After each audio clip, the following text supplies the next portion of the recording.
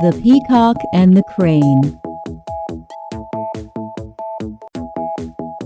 There was a peacock who often boasted about his beauty. "I've got the most beautiful tail," he would say.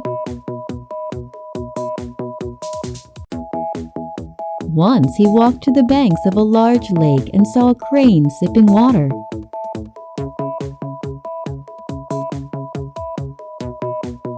"Look, what a colorless bird you are," remarked the peacock. "Your wings can never match my glory."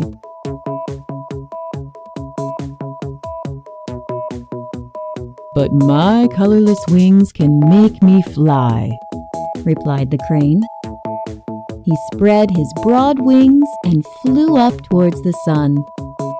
The peacock stood where he was in wonder.